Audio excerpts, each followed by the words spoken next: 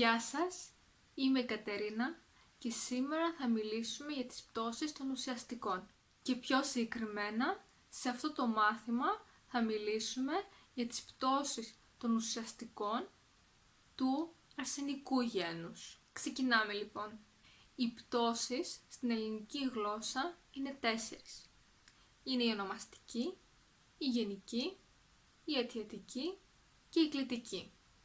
Σήμερα θα μιλήσουμε για τις 3 πρώτες και στο επόμενο μάθημα θα αναφέρουμε την κλητική. Ξεκινάμε με την ονομαστική πτώση. Ονομαστική πτώση είναι η πτώση στην οποία μπαίνει το ουσιαστικό όταν είναι το υποκείμενο του ρήματος. Για να βρούμε το ουσιαστικό που είναι στην ονομαστική πτώση, πρέπει να ρωτήσουμε ποιος, ποια, ποιο, ποιες ή ποιοι. Για παράδειγμα, η αδερφή μου τραγουδάει. Ποιος τραγουδάει? Η αδερφή μου. Πάμε στο επόμενο παράδειγμα. Τα παιδιά παίζουν. Ποιοι παίζουν? Τα παιδιά. Ας περάσουμε τώρα στη γενική πτώση. Ένα ουσιαστικό σε γενική πτώση μπορεί να βρίσκεται μετά από ένα άλλο ουσιαστικό ή σε συνδυασμό με ένα ρήμα. Ας τα δούμε λίγο πιο αναλυτικά. Το ουσιαστικό σε γενική πρώτον δείχνει σε ποιον ανήκει κάτι, γι' αυτό πολλές φορές απαντάει στην ερώτηση ποιανού, ποιανής. Για παράδειγμα, το καπέλο του παππού. Ποιανού καπέλο? Του παππού. Δηλαδή, το καπέλο ανήκει στον παππού. Επίσης, το ουσιαστικό σε γενική πτώση δείχνει το υποκείμενο ή το αντικείμενο μιας ενέργειας. Για παράδειγμα, το γέλιο του μωρού. Ποιανού? Ποιανού γέλιο? Του μωρού. Δηλαδή, το μωρό γελάει. Μετά μπορεί να δείχνει τόπο, χρόνο ή αιτία. Για παράδειγμα, η ναυμαχία της Σαλαμίνας. Δηλαδή, η ναυμαχία έγινε στη Σαλαμίνα. Τα φρούτα του καλοκαιριού. Δηλαδή τα φρούτα που βγαίνουν το καλοκαίρι. Η χαρά της νίκης. Δηλαδή, χαρά λόγω της νίκης. Μετά μπορεί να δείχνει τη σχέση του μέρους με το όλο, για παράδειγμα τα κλαδιά της κερασιάς ή 5 σελίδες του βιβλίου. Επίσης χρησιμοποιείται σε ονόματα δρόμων, πλατιών και πάρκων. Σε αυτή την περίπτωση το ουσιαστικό σε γενική δεν έχει ποτέ άρθρο. Για παράδειγμα, πλατεία Δημαρχείου, λεωφόρος Αλεξάνδρας, πάρκο Ελευθερίας, οδός Αθήνας. Επίσης, χρησιμοποιείται στα επίθετα των γυναικών. Και σε αυτή την περίπτωση, το ουσιαστικό που είναι σε γενική δεν έχει ποτέ άρθρο. Για παράδειγμα, κυρία Παπαδοπούλου. Επίσης, δείχνει τη χρονική διάρκεια και το μέγεθος. Σε αυτή την περίπτωση, το ουσιαστικό που βρίσκεται σε γενική πτώση συνήθως δεν παίρνει άρθρο. Για παράδειγμα, κορίτσι 10 χρονών, δρόμος 100 μέτρων και σπίτι 100 τετραγωνικών. Επίσης μπορεί να είναι σε συνδυασμό με ένα ρήμα. Σε γενική πτώση μπαίνει ένα ουσιαστικό όταν αντικαθιστά το εμπρόθετο αντικείμενο του ρήματος. Για παράδειγμα, έδωσα στον Παύλο το κλειδί, θα γίνει έδωσα του Παύλου το κλειδί. Μοιάζει στον πατέρα του, θα γίνει μοιάζει του πατέρα του. Πολύ συχνά στο καθημερινό λόγο, όταν έχουμε δύο ουσιαστικά που το ένα ακολουθεί το άλλο, το δεύτερο ουσιαστικό μπαίνει στη πτώση του πρώτου ουσιαστικού. Οι εκφράσεις αυτές συνήθως δείχνουν ποσότητα. Για παράδειγμα, θέλω μία μερίδα πατάτες. Αγόρασα ένα ζευγάρι παπούτσια ήπια ένα μπουκάλι γάλα. Ας περάσουμε στην αιτιατική πτώση. Η αιτιατική είναι η πτώση στην οποία μπαίνει το ουσιαστικό όταν πρώτον είναι αντικείμενο του ρήματος και για να το βρούμε ρωτάμε τι, ποιον. Δηλαδή, ο κηπουρός ποτίζει τον κήπο, τι ποτίζει, τον κήπο. Ο μαθητής άνοιξε την πόρτα. Τι άνοιξε, την πόρτα. Και αυτός είδε τον Γιώργο. Ποιον είδε, τον Γιώργο. Σε αιτιατική μπαίνει το ουσιαστικό όταν βρίσκεται μετά από τις λέξεις από, με, για, σε και άλλα. Δηλαδή μετά από προθέσεις. Για παράδειγμα, η καρέκλα είναι πίσω από την πόρτα. Ή ταξιδεύω με το αεροπλάνο. Όταν δείχνει πότε γίνεται κάτι, για παράδειγμα, την Κυριακή περάσαμε πολύ ωραία. Όταν δείχνει τη συχνότητα ή το ρυθμό που γίνεται κάτι, για παράδειγμα, αυτό το αυτοκίνητο τρέχει με 200 χιλιόμετρα την ώρα. Πηγαίνουμε στο γυμναστήριο 3 φορές την εβδομάδα. Και τέλος έχουμε την κλητική, την οποία θα την αναλύσουμε στο επόμενο μάθημα, αλλά τώρα θα σας μιλήσω γενικά για την κλητική, δεν είναι δύσκολη. Χρησιμοποιούμε την κλητική όταν θέλουμε να καλέσουμε κάποιον ή να τραβήξουμε την προσοχή του. Για παράδειγμα, παιδιά, ελάτε μέσα ή γεια σου Αλέξανδρε. Και τώρα θα μιλήσουμε για την κλίση των ουσιαστικών. Τα ουσιαστικά χωρίζονται σε 2 ομάδες ανάλογα με τον τρόπο που κλείνονται. Μπορούν να είναι ισοσύλλαβα ή ανισοσύλλαβα. Τα ισοσύλλαβα ουσιαστικά είναι τα ουσιαστικά που έχουν τον ίδιο αριθμό συλλαβών και στον ενικό και στον πληθυντικό αριθμό. Για παράδειγμα, το βιβλίο στον ενικό αριθμό και τα βιβλία στον πληθυντικό αριθμό. Ενώ τα ανισοσύλλαβα είναι τα ουσιαστικά που δεν έχουν τον ίδιο αριθμό συλλαβών σε όλες τις πτώσεις του ενικού και του πληθυντικού αριθμού. Για παράδειγμα, ο μπαμπάς στον ενικό αριθμό ή μπαμπάδες στον πληθυντικό αριθμό. Τα ανισοσύλλαβα ουσιαστικά χωρίζονται σε 4 ομάδες.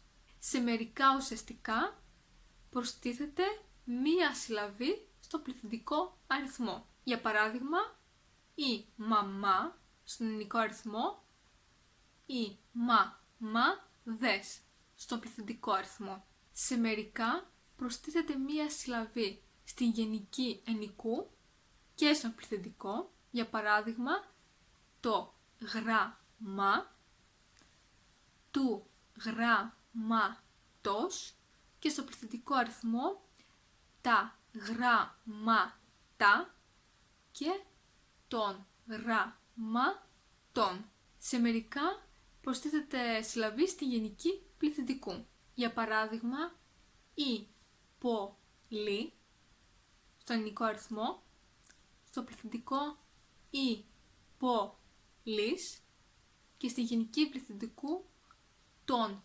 πολεών.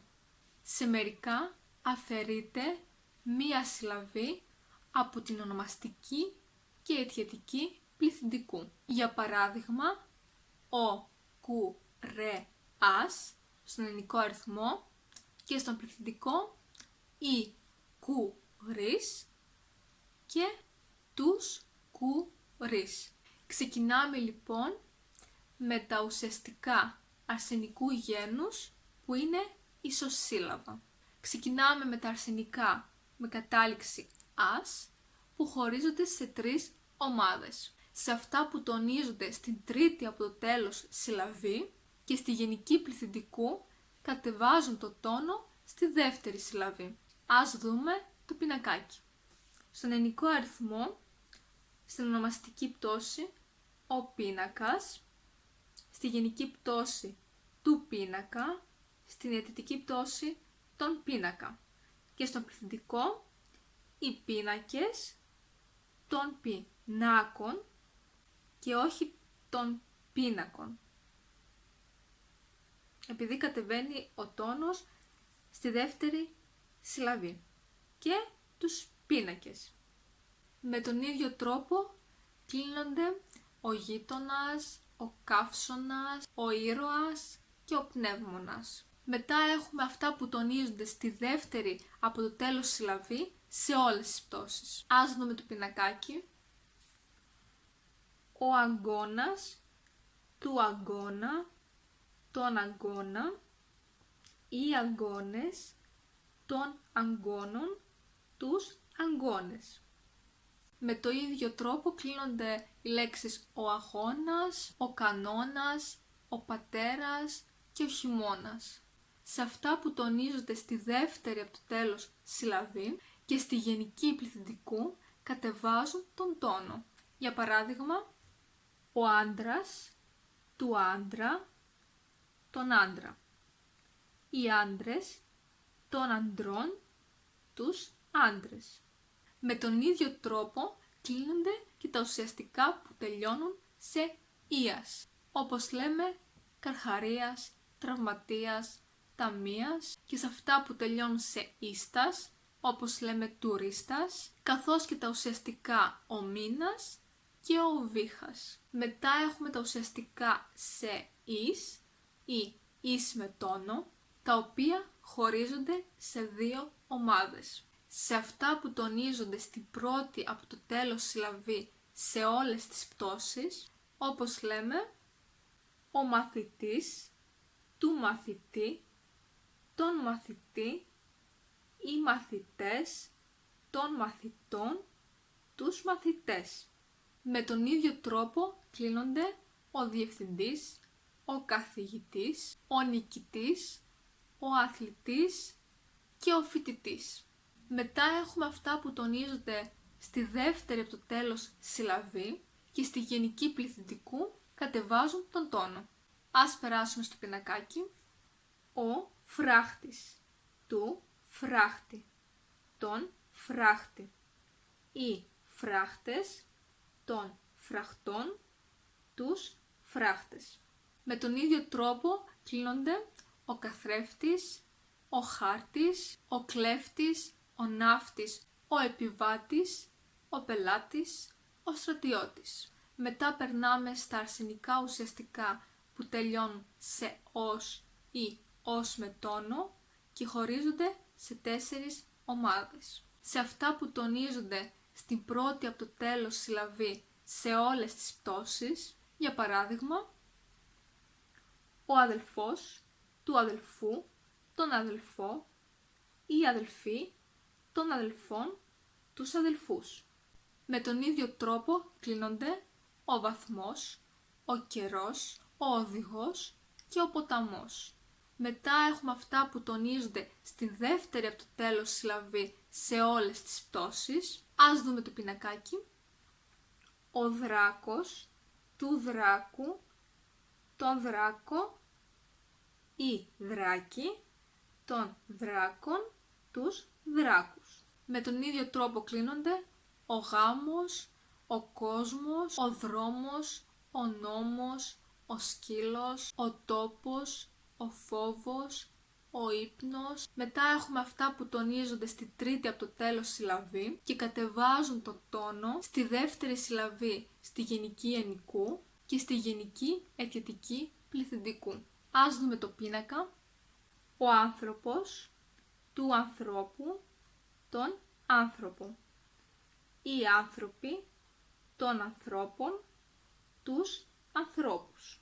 Με τον ίδιο τρόπο κλείνονται ο άνεμος, ο δήμαρχος, ο θόρυβος, ο κάτοικος, ο όροφος και ο πρόεδρος. Και τέλος έχουμε αυτά που τονίζονται στην τρίτη από το τέλος συλλαβή σε όλες τις πτώσεις. Ας δούμε το πινακάκι. Ο ανεμόμυλος, του ανεμόμυλου, τον ανεμόμυλο, οι ανεμόμυλοι, των ανεμόμυλων, τους ανεμόμυλους. Με το ίδιο τρόπο κλείνονται ο πεζόδρομος, ο γάιδαρος, και ο πονόδοντος. Και τώρα θα σας δώσω μερικά επιπλέον παραδείγματα όσον αφορά τα ανισοσύλλαβα ουσιαστικά αρσενικού γένους. Ας δούμε λοιπόν το παράδειγμα. Έχουμε το ουσιαστικό ο πίνακας, δηλαδή ο πίνακας ζωγραφικής συγκεκριμένα. Στην ονομαστική έχουμε το παράδειγμα ο πίνακας είναι πολύχρωμος. Ποιος? Ο πίνακας. Στη γενική πτώση τα χρώματα του πίνακα. Ποιανού? Του πίνακα. Και στην αιτιατική του ενικού αριθμού έχουμε ένας εκατομμυριούχος αγόρασε τον πίνακα. Τι αγόρασε? Τον πίνακα. Μετά περνάμε στον πληθυντικό αριθμό. Οι πίνακες είναι πολύχρωμοι.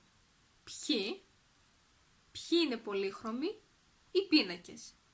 Την ονομαστική πτώση. Στη γενική πτώση τα χρώματα των πινάκων. Ποιανών τα χρώματα? Των πινάκων. Και στην αιτιατική πληθυντικού αριθμού έχουμε ένας εκατομμυριούχος αγόρασε τους πίνακες. Τι αγόρασε? Τους πίνακες. Και τώρα ας περάσουμε στα ανισοσύλλαβα ουσιαστικά. Ξεκινάμε με τα αρσενικά με κατάληξη ας. Ας δούμε το πίνακα. Ο ψαράς. Του ψαρά. Τον ψαρά.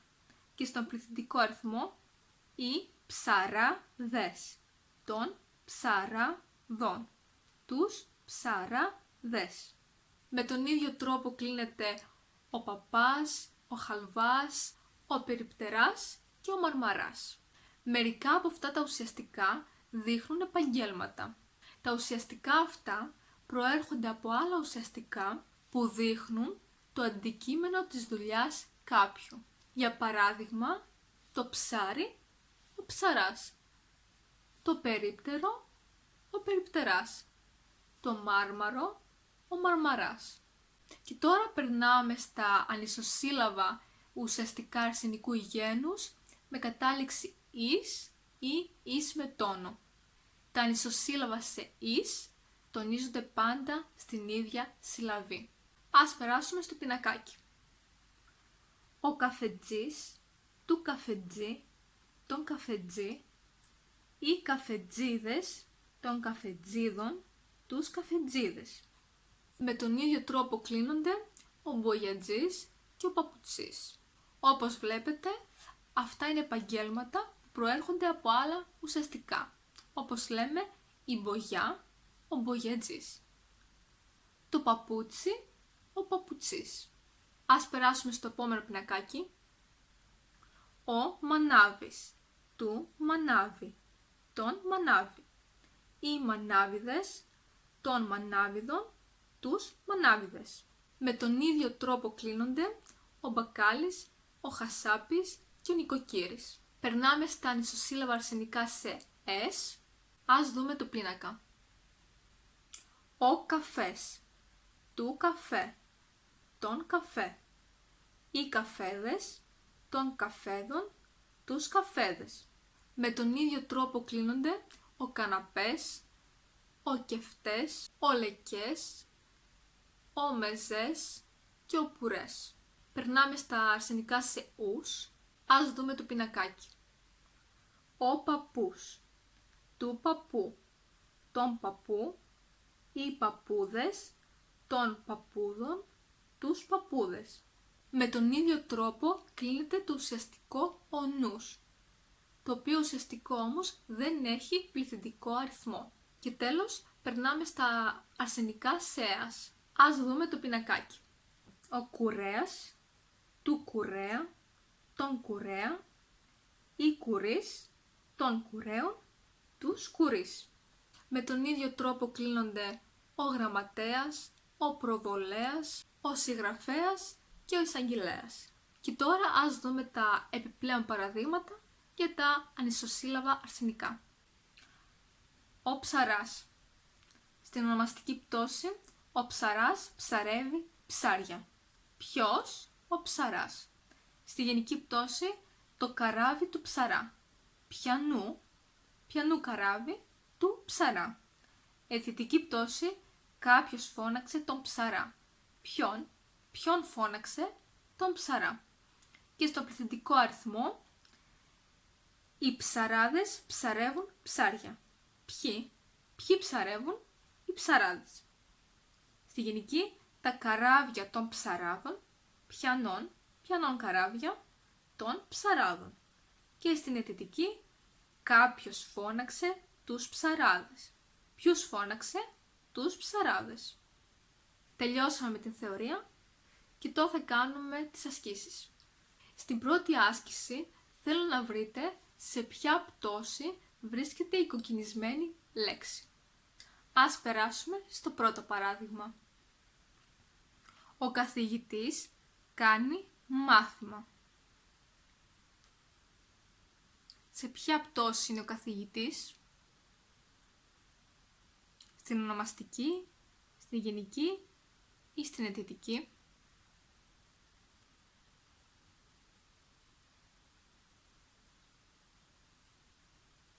Και η σωστή απάντηση είναι στην ονομαστική. Γιατί ρωτάμε ποιος. Ο καθηγητής. Πάμε στο επόμενο παράδειγμα. Η Μαρία ρώτησε τον Νίκο. Σε ποια πτώση είναι?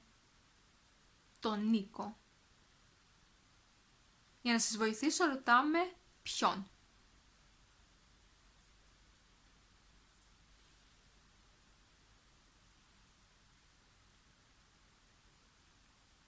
Και η σωστή απάντηση είναι σε αιτιατική πτώση. Αυτά είναι τα παπούτσια του Γιώργου.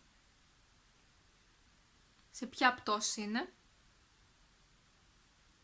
Του Γιώργου. Ποιανού?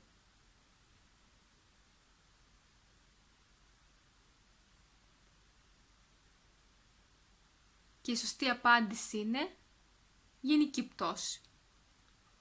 Μετά πάμε στο επόμενο παράδειγμα. Αυτή κάνει βόλτα με τον Αντώνη. Με ποιον?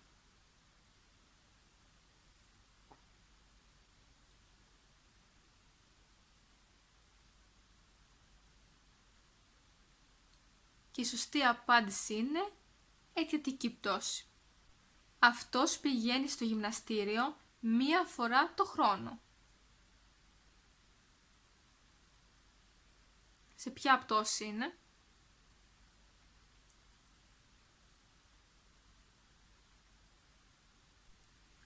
Και η σωστή απάντηση είναι στην αιτιατική πτώση. Αυτό είναι το βιβλίο του μαθητή. Ποιανού?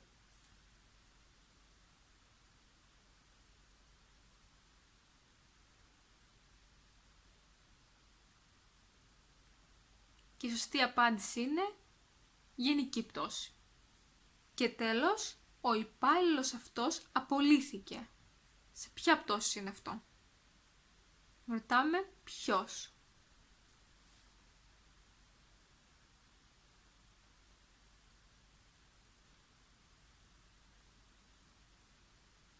Και η σωστή απάντηση είναι ονομαστική πτώση. Στην επόμενη άσκηση θέλω εσείς να βάλετε το ουσιαστικό στη σωστή πτώση. Την πτώση θα σας τη λέω εγώ. Απλά εσείς θα πρέπει να τη σχηματίσετε. Περνάμε στο πρώτο παράδειγμα. Αυτός μάλωσε με ο φίλος. Θέλω να βάλετε το ουσιαστικό φίλος στην αιτιατική πτώση. Αυτός μάλωσε με... Πώς θα γίνει ο φίλος στην αιτιατική?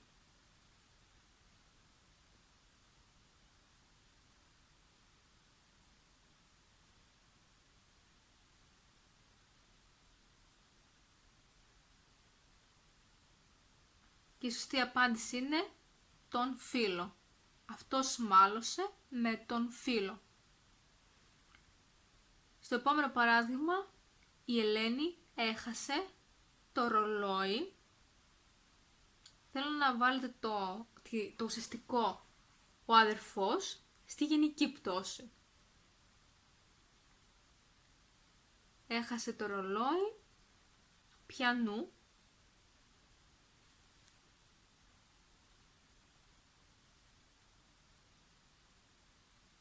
Και η σωστή απάντηση είναι του αδερφού.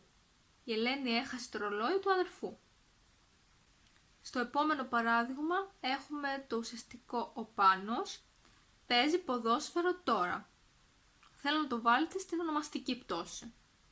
Ο Πάνος. Πώς θα γίνει στην ονομαστική?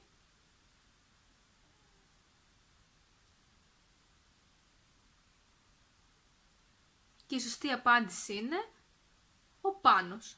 Δεν αλλάζει. Ο Πάνος παίζει ποδόσφαιρο τώρα. Μετά έχουμε αυτός ήθελε να βρει και έχουμε τη λέξη ο θείος. Θέλω να το βάλετε στην αιτιατική πτώση. Αυτός ήθελε να βρει ποιον.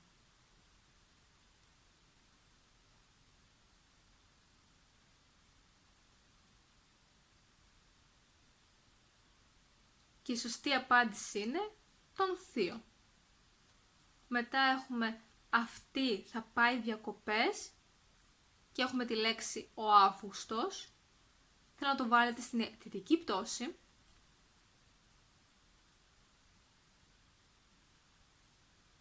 Πώς θα γίνει ο Αύγουστος στην αιτιατική πτώση?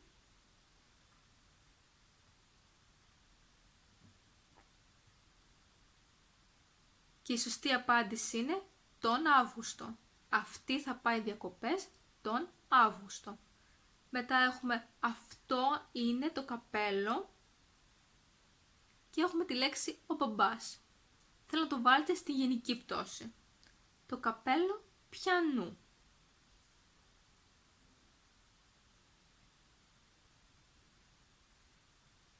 Και η σωστή απάντηση είναι του μπαμπά. Αυτό είναι το καπέλο του μπαμπά. Και τέλος, έχουμε τη λέξη ο Μάρτιος. Είναι μήνας της Άνοιξης. Θέλω να το βάλετε στην ονομαστική πτώση. Ο Μάρτιος. Ποιος?